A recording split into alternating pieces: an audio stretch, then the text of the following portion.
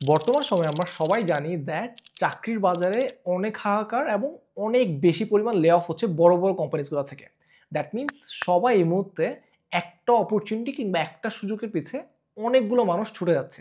So এই সময়ে এসে আপনি যদি না জানেন দ্যাট কীভাবে আপনি নিজেকে স্ট্যান্ড আউট করতে পারেন বা কীভাবে আপনি আপনার লাকটাকে ট্রাই আউট করতে পারেন, তাহলে কিন্তু এটা আপনার জন্য অনেক বেশি বিপজ্জনক হতে পারে। ধরেন আপনি আজকে বাসা থেকে বের হলেন এবং আপনার একটা জিনিস খুব বেশি দরকার, সেটা হচ্ছে একটা সুযোগ, একটা ডোর ওপেনার যেটা আপনার লাইফের পুরো গতিটা চেঞ্জ করে দিতে পারে। আপনি জানেন না যে আপনার যে স্কিল সেটগুলো আছে আপনি এগুলো নিয়ে কার কাছে যাবেন, কিভাবে অ্যাপ্রোচ করবেন, এবং আপনার সবচেয়ে বড় ভয় হচ্ছে যদি আমাকে রিজেক্ট করে দেয় তাহলে কি হবে। এবং এই এক্স্যাক্ট ভয়ের কারণেই আপনি আর কাউকে রিচ আউট করেন না। আপনি জাস্ট আপনার মতো করে এইসব নিয়ে ওভার থিঙ্কিং করতে থাকেন এবং আপনি জাস্ট আশা করতে থাকেন যে একদিন একটা চমৎকার বা একটা মিরাকেল হবে যখন আপনি একটা অপরচুনিটি জাস্ট ঘরে বসেই পেয়ে যাবেন। ঠিক অন্যদিকে ঠিক আপনার মতোই পোটেনশিয়াল আছে একজন ছেলে। সে করে কি, সে ঘর থেকে বের হয় এবং তার টার্গেট হচ্ছে আজকে সে 10 জন মানুষকে রিচ আউট করবে এবং তাদেরকে প্রপার কোয়েশ্চেন আস্ক করবে বা তার নিজের সম্পর্কে বলবে, রিগার্ডলেস অফ দ্য থট যে সে আজকে রিজেক্ট হতে পারে বা সে আজকে কোনো অপরচুনিটি নাও পেতে পারে। সেই ছেলেটা রিজেক্ট হওয়ার ভয়ে না থেকে সে করে কি, সে নিজের জন্য একটা পিচ রেডি করে এবং সেই পিচটা দিয়ে সে 10 জন মানুষকে হচ্ছে রিচ আউট করে। সেই 10 জন থেকে তাকে 8 জন মানুষ রিজেক্ট করে দিল, 2 জন মানুষ তার সাথে কথা বলতে রাজি হয় এবং সেখান থেকে একজন মানুষ তাকে একটা অপরচুনিটি দেয়, তাকে একটা সুযোগ দেয় কাজ করার, যাতে সে নিজেকে প্রুভ করতে পারে। দেখেন, আপনি যদি আপনার মধ্যে এবং ওই ছেলেটার মধ্যে কম্পেয়ার করেন, ডিফারেন্স কিন্তু বেশি না। এমন না যে সে আপনার থেকে অনেক বেশি স্মার্ট, এমন না যে তার কাছে অনেক বেশি স্কিলস আছে যেগুলো আপনার কাছে নেই। ডিফারেন্স একটাই, যে সেই ছেলেটা রিচ আউট করেছে, সেই ছেলেটা কোয়েশ্চেন আস্ক করেছে যে তাকে আসলে কেউ সময় দিতে পারবে না কিনা, এবং আপনি জাস্ট ওভারথিঙ্ক করেছেন এবং ওভারথিঙ্ক করেই আপনি আপনার সময়টা ওয়েস্ট করেছেন। এখানে আসল টুইস্টটা হচ্ছে আপনার লাইফে আপনি 80% অফ দ্য অপরচুনিটিস মিস করেন শুধুমাত্র একটা কারণে, সেটা হচ্ছে not asking the right questions. আজকের ভিডিওতে আমরা কথা বলবো কিভাবে আপনি একটা এসেনশিয়াল স্কিল শিখতে পারেন, সেটা হচ্ছে দ্য আর্ট অফ আস্কিং। এই বিষয়ে আপনাদের সাথে কথা বলার আমার অনেক কিছু আছে, কারণ আমি যে বিজনেস রান করি সেটা হচ্ছে ফ্রাইডে মিডিয়া, যেখানে আমরা এন্টারপ্রেনার্সদেরকে হেল্প করি কিভাবে তারা অর্গানিক কন্টেন্টের দ্বারা তাদের বিজনেস স্কেল করতে পারে।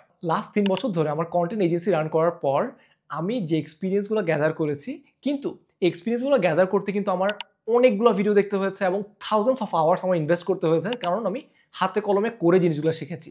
সো এই ব্যাপারগুলো আমি আজকে আপনাদের সাথে শেয়ার করবো, অ্যান্ড আমি আপনাদেরকে 4টা এমন স্টেপ বলে দিব বা 4টা এমন ওয়ে বলে দিব যেগুলো ফলো করার পর যখন আপনি কাউকে রিচ আউট করবেন, the chances of you getting replies will be much more higher.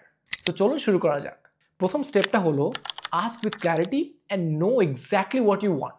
দেখেন, যখন আপনি কাউকে রিচ আউট করবেন বা যখন আপনি কারোর সাথে রিলেশনশিপ বিল্ড করার ট্রাই করবেন, তখন আপনি যদি এক্স্যাক্টলি না জানেন যে আপনি তার থেকে কী আদায় করতে চান, তাহলে কিন্তু আপনার জন্য প্রসেসগুলো অনেক বেশি কমপ্লিকেটেড হয়ে যাবে। ফর এক্সাম্পল, ধরেন আপনি কোনো এক বড় ভাইকে আপনার ভার্সিটির রিচ আউট করতে যাচ্ছেন যাতে সে আপনাকে মেন্টর করে আপনার কলেজ অ্যাপ্লিকেশন প্রসেসটাতে। এখন আপনাকে জানতে হবে যে আপনি আসলে কোন জিনিসগুলো চাচ্ছেন। কলেজ অ্যাপ্লিকেশন কিন্তু একটা অনেক বিশাল একটা প্রসেস, অ্যান্ড এখানে অনেকগুলো স্টেপস আছে। এখন আপনি যদি তাকে বলেন যে ভাইয়া আপনি আমাকে গাইড করেন, এখন সে হয়তো বলবে যে হ্যাঁ ঠিক আছে, আমি তোমাকে গাইড করব, কিন্তু আমাদের আসলে দেখা যায় কি অতটা সময় হয় না যখন আমরা কাউকে হেল্প করতে যাই, বা আমি যদি আপনাকে নাই চিনি আমি আপনাকে কীভাবে হেল্প করবো। তো যখন আসলে বিষয়গুলো এমন হয়, তখন যদি আপনি আসলে বিষয়গুলো বা কোয়েশ্চেনগুলো আপনি আরও ইন ডিটেলস আস্ক করেন, তাহলে দেখা যায় কি জিনিসগুলো অ্যান্সার করতে আরও বেশি ইজি হয়। ফর এক্সাম্পল, আমি আমার ইনবক্সে প্রত্যেক দিন অনেকগুলো কোয়েশ্চেন পাই যেখানে আমাকে অনেকগুলো ওপেন এন্ডেড কোয়েশ্চেন করে। ফর এক্সাম্পল, আমাকে বলে দ্যাট ভাইয়া কীভাবে আসলে কলেজ অ্যাপ্লিকেশন প্রসেসটা ভালো করতে পারি, কীভাবে হার্ভার্ড এমআইটিতে অ্যাপ্লাই করতে পারি, বা এইসব ধরনের কথাবার্তা। তো যখনই আপনি আপনার কোয়েশ্চেনগুলোতে আরও বেশি ডিটেলস অ্যাড করবেন, আপনার স্পেসিফিক পেইন পয়েন্টগুলো আপনি জানাবেন তাকে, তখন আপনি কিন্তু ম্যাক্সিমাম হেল্পটা পেতে পারেন। সো অলওয়েজ মেক শিওর যে আপনি আটমোস্ট ক্ল্যারিটি নিয়ে একটা কোয়েশ্চেন করছেন বা ম্যাক্সিমাম ডিটেলস ইউজ করে আপনি একটা কোয়েশ্চেন করছেন, যাতে আপনি রিপ্লাই পেতে পারেন এবং একটা ভালো রিপ্লাই পেতে পারেন যেটা আপনি আসলে কাজে লাগাতে পারেন আপনি যে প্রসেসটাই করছেন না কেন। সেকেন্ড জিনিসটা হলো আস্ক উইথ ভ্যালু। সবসময় বিষয়টা এমন না যে আপনি আসলে তার থেকে কী পাচ্ছেন, বিষয়টা কিন্তু এমন যে আপনি ইন রিটার্ন তাকে কী দিচ্ছেন। দেখেন, যখনই আপনি কোনো একটা অপরচুনিটি চান, আপনাকে একটা জিনিস সবসময় মাথায় রাখতে হবে, that you have to provide value up front, যাতে সে আপনাকে ইন রিটার্ন কিছু ভ্যালু দিতে ইন্টারেস্টেড হয়। দেখেন একটা জিনিস কি, পৃথিবীতে কোনো কিছুই ফ্রি না, ঠিক আছে? ইদার আমরা ভ্যালুজ এক্সচেঞ্জ করি, ইদার আমরা একটা মনিটারি এক্সচেঞ্জে যাই। সো এই জিনিসটা আপনাকে মাথায় রাখতে হবে। সো আপনি যখন তাকে একটা ভ্যালু দিবেন বা একটা সিম্পল একটা কমপ্লিমেন্ট দিবেন, তখনই কিন্তু আপনাকে অপর মানুষটা রিপ্লাই করতে আরও বেশি ইন্টারেস্টেড হবে। সো বিষয়টা হচ্ছে এমন। সো আপনি যখনই আসলে কাউকে রিচ আউট করার ট্রাই করবেন, অলওয়েজ চেষ্টা করবেন যাতে আপনি একটা ভ্যালু নিয়ে তার কাছে যাচ্ছেন। Just blank open ended question নিয়ে যদি তার কাছে যান, আপনারও সময় নষ্ট হবে, তারও সময় নষ্ট হবে। So result is zero. Third way, and it is one of the most effective thing, যেটা আপনাকে রিচ আউট করার সময় মানুষকে আপনার মাথায় রাখতে হবে জিনিসটা, সেটা হচ্ছে আস্ক উইথ কনফিডেন্স। ভয় পাওয়া যাবে না আস্ক করার টাইমে। আপনাকে মাথায় এটা রাখতে হবে that you have done something well. আপনার কাছে কোনো একটা প্রজেক্ট আছে বা আপনি ব্যাক এন্ড আপনি প্রপার রিসার্চ করে এসেছেন, অ্যান্ড আপনার কাছে কিছু কাজ আছে দেখানোর মতো, এবং তারপর আপনি হেল্প করতে যাচ্ছেন। সো এমন না যে আপনি কাউকে কোনো একটা কোয়েশ্চেন করলে বা কোনো একটা হেল্প চাইলে আপনি ছোট হয়ে যাবেন। বিষয়টা কিন্তু এমন না। যখন আপনি কারো কাছে হেল্প চান বা যখন আপনি কারো কাছ থেকে হেল্প খুঁজতে যান, তারা কিন্তু অলরেডি আপনার থেকে এগিয়ে আছে। সো তারা কখনোই আপনাকে হেল্প করতে দ্বিধাবোধ করবে না। যারা হেল্প করতে দ্বিধাবোধ করবে তারা হচ্ছে, আপনাকে বুঝে নিতে হবে তারা আপনার লেভেলে নাই, কিংবা তারা আসলে আপনার সাথে কোলাবরেট করতে চাচ্ছে না, বা তারা ওই মাইন্ডেই নাই যে তারা আসলে একসাথে কোলাবরেট করে গ্রো করবে। তারা তার মানে আপনার নিচে আছে। সো এই জিনিসগুলো আপনাকে বিষয়গুলো বুঝতে হবে, অ্যান্ড আপনাকে এই জিনিসগুলো মাথায় রাখতে হবে দ্যাট যখনই আপনি কারোর কাছে হেল্প চাচ্ছেন, আপনাকে কনফিডেন্সের সাথে হেল্প চেতে হবে এবং আটমোস্ট ক্ল্যারিটি নিয়ে তার কাছ থেকে হেল্প চেতে হবে। Last but not the least, সেটা হচ্ছে ask consistently and every single day. দেখেন, যখন আপনি কাউকে রিচ আউট করেন, তখন এটার চান্সেস খুবই কম যে সেই মানুষটা আপনাকে রিপ্লাই করবে, কারণ আমরা পৃথিবীতে সবাই সবার কাজ নিয়ে ব্যস্ত। কিন্তু এটার জন্য আপনি যেটা করতে পারেন সেটা হচ্ছে বাল্কে অ্যাপ্লাই করা, কিংবা বাল্কে মানুষের কাছে রিচ আউট করা বা হেল্প চাওয়া। আপনি যদি 10 জন মানুষের কাছে রিচ আউট করেন, আপনাকে এটা মাথায় নিয়েই চলতে হবে যে 8 জন মানুষ আমাকে রিপ্লাই করবে না এবং 2 জন রিপ্লাই করবে।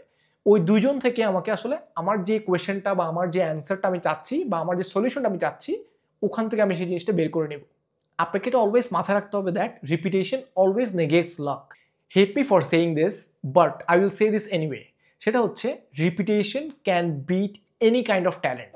আপনি একটা জিনিস যতবার রিপিট করবেন, আপনি যত বেশি ওটাকে আপনার হ্যাবিটে পরিণত করবেন, তত বেশি আপনি ওই জিনিসটাকে আয়ত্তে নিয়ে আসতে পারবেন, তত বেশি আপনি ওই জিনিসটাকে মাস্টার করতে পারবেন। সো এটা আমি আপনাদেরকে অলওয়েজ বলবো দ্যাট কখনোই 10 জন মানুষের কাছে রিচ আউট করে জাস্ট বসে থাকবেন না যে আপনি একটা অপরচুনিটি আউট অফ নোওয়্যার পেয়ে যাবেন। It is very much probable that আপনি কোনো অপরচুনিটি পাবেন না শুধুমাত্র যদি আপনি 10 জন মানুষের কাছে রিচ আউট করেন। আমার কোম্পানিতে আমি লাস্ট 14 দিনে মোর দ্যান 30,000 ইমেলস আমি পাঠিয়েছি অলরেডি। সো আপনারা আসলে বিষয়গুলো বুঝতে পারছেন দ্যাট কি পরিমাণ রিচ আউট করতে হয় to get proper replies, to maintain proper cash flow in a company, right? So এই বিষয়গুলো কিন্তু আপনার অপরচুনিটির জন্যও সেম।